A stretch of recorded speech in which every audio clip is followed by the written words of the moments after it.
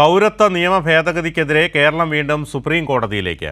മന്ത്രിസഭാ യോഗത്തിലാണ് സുപ്രീം കോടതിയെ സമീപിക്കാനുള്ള തീരുമാനം. അടിയന്തരമായി നിയമം റദ്ദാക്കേണ്ടതുണ്ടെന്ന് മന്ത്രി പി രാജീവ് പ്രതികരിച്ചു.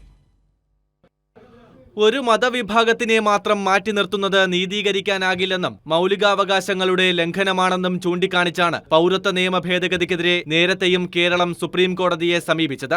ഭരണഘടനാ വിരുദ്ധമായ നിയമം അടിയന്തരമായി റദ്ദാക്കാൻ വീണ്ടും സുപ്രീം കോടതിയെ സമീപിക്കാനാണ് മന്ത്രിസഭാ യോഗ തീരുമാനം. കേരളം എടുത്ത നിലപാടിനനുസൃതമായി അക്കാര്യം അഡ്വക്കേറ്റ് ജനറലിനെ ചുമതലപ്പെടുത്തിയിട്ടുണ്ട്. അഡ്വക്കേറ്റ് ജനറൽ ഡൽഹിയിലുണ്ട്. അദ്ദേഹം മറ്റ് ഇതുമായി ബന്ധപ്പെട്ട് അന്ന് സീനിയർ കൗൺസിലൊക്കെ ഉണ്ടായിരുന്നു. അവരുമായി ചർച്ച ചെയ്ത് എത്രയും പെട്ടെന്ന് തന്നെ സുപ്രീം കോടതിയിൽ നമ്മുടെ ഇത് സംബന്ധിച്ചുള്ള കാര്യം തുടർച്ചയിൽ ഫയൽ ചെയ്യാനാണ് തീരുമാനിച്ചിട്ടുള്ളത്. സ്യൂട്ട് തന്നെയായിരിക്കും. ഏത് രൂപം വേണമെന്നുള്ളത് സീനിയർ അഭിഭാഷകരും കൂടിയായിട്ട് ആലോചിച്ചിട്ടായിരിക്കും തീരുമാനിക്കുക. ഇതോടൊപ്പം തന്നെ പുതിയ സാഹചര്യത്തിൽ നമുക്ക് അമെൻഡ് ചെയ്യാനായിട്ടുള്ള ഇത് നൽകാം.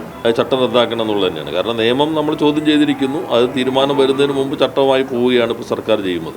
അത് പൂർണ്ണമായിട്ടും ചില താല്പര്യങ്ങൾ വെച്ചിട്ടാണ്. പൗരത്വ നിയമത്തിനെതിരെ സമരം നടത്തിയതിനെടുത്ത കേസുകളുടെ കാര്യത്തിലും മന്ത്രി പി രാജീവ് വ്യക്തത വരുത്തി. കേസ് പിൻവലിക്കുന്നതിന് സ്വാഭാവിക കാര്യങ്ങളുണ്ടല്ലോ. അതിപ്പോൾ നമുക്ക് ഏത് കേസാണെങ്കിലും അത് സംബന്ധിച്ച് ഗവൺമെന്റിന് കൊടുക്കുമ്പോൾ കോടതിയാണ് അത് സംബന്ധിച്ച് തീരുമാനമെടുക്കേണ്ടത്. കോടതിയുടെ തന്നെ ഡയറക്റ്റീവ് ഉണ്ട്. അവന് പൊതു കാഴ്ചപ്പാട് ഇപ്പം ഈ ചർച്ച കൊണ്ടുവരുമ്പോൾ നിങ്ങൾ ഡൈവേർട്ട് ചെയ്യാനാണ് ഞാൻ പറഞ്ഞത്. ഇപ്പോൾ കേരളം പ്രധാനമായിട്ട് എടുക്കേണ്ട പ്രശ്നം എന്താ? ഇപ്പോൾ ഒരു സമരം നടക്കും. ആ സമരത്തിൽ വേറെ പൊതുമുതൽ നശീകരണം മറ്റു പ്രശ്നങ്ങൾ ഉണ്ടായാൽ സ്വാഭാവികമായിട്ട് ഏത് മുദ്രാവാക്യം നല്ല നിയമം നോക്കുക, കോടതി നോക്കുന്നതായിരിക്കും. അങ്ങനെ ചെയ്യുന്നില്ലെങ്കിൽ ഒരു ഭരണഘടനാപരമായിട്ട് കോടതി തന്നെ പറയും നിങ്ങൾ ചുമതല നിർവഹിക്കുന്നില്ല എന്ന് പറയും. BJP വിരുദ്ധതയല്ല, ഇടതുപക്ഷ വിരുദ്ധതയാണ് കേരളത്തിലെ കോൺഗ്രസിന്. അത് ഫലത്തിൽ BJPക്ക് സഹായം നൽകുന്നതാണെന്നും മന്ത്രി വിമർശിച്ചു.